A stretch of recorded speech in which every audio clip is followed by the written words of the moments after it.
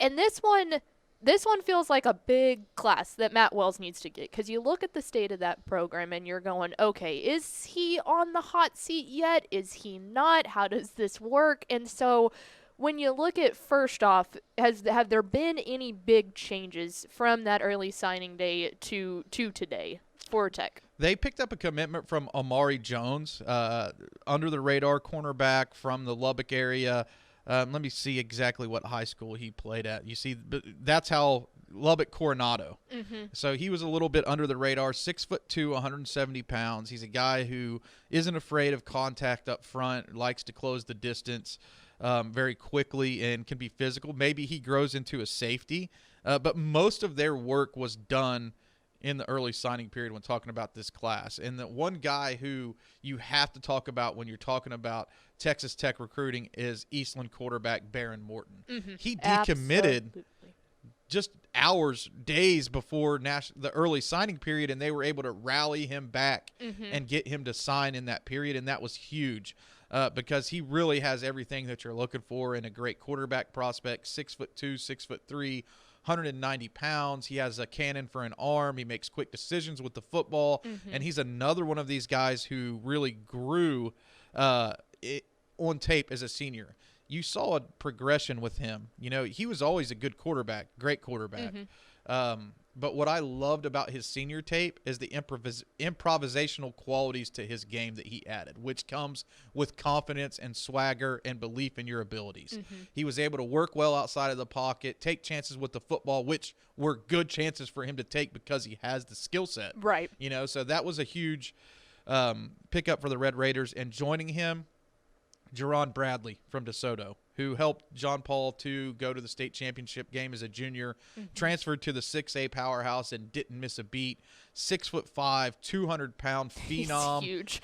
I mean, he passes the eyeball test and he has a lot of the skills. He's the one guy. I mean, there are guys that are even rated, you know, in that 51 to 75 range in the state of Texas that are all 3 stars. We only give 54 stars away in every class. He's that one guy who haunts me.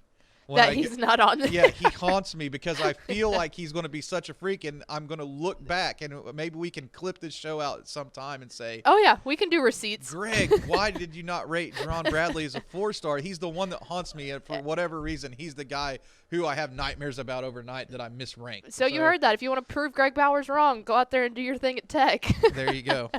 But I feel like when you look at the Tech program, it's been year after year that there's just, if they just had this, if there's one piece missing, maybe then it all starts to come together. When you look at the 2021 class and you look at last year's season, of course, Alan Bowman not being able to stay healthy has hurt Tech year in and year out. But do you feel like they looked at what they needed and were able to fill those holes?